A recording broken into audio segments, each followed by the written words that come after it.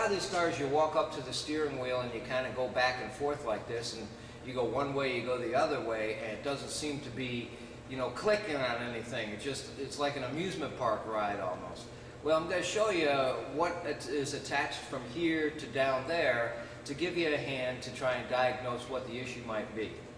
But anyways, the issue is that you go back and forth here and before something actually seems to engage. And if you follow this steering column all the way down through the firewall, on some of these cars there's a steering coupler right here.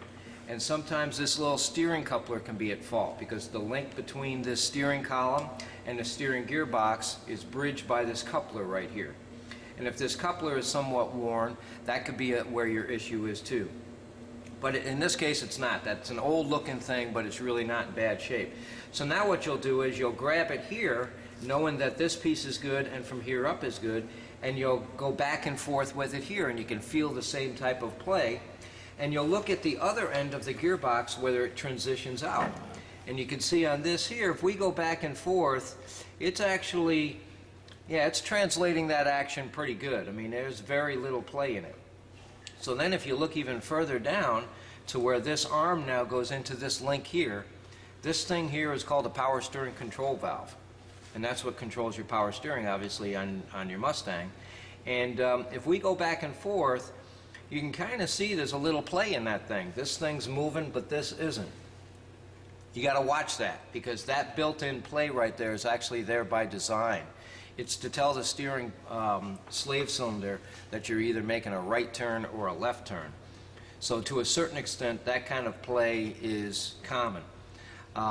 Then from there, as this thing moves, you can see it's got a little bit too much play in it. This link here will now push this arm back and forth, which is called a drag link. And that drag link pushes against these tie rod ends, which finally do steer your wheels. So all these links, one by one, the way you want to wiggle them, the way I'm doing it, is a way to narrow it down to find out which part is the one that has the play in it that's making your steering so badly. So start from the top, work your way down, work it through the system, and you'll find where exactly the play might be. There is a little bit of an adjustment on the top of this gearbox here. You can loosen up this jam nut and run this screw in until you barely kind of feel some resistance and then lock it down. That will help tighten up the gearbox a little bit. But your best bet is to read the manual, because there is a whole procedure on that, on how to adjust this. So other than that, other than the obvious things that might be under there causing the play in the steering of a Mustang, that's one way of trying to figure out exactly where your problem is as far as steering goes, the play in the steering.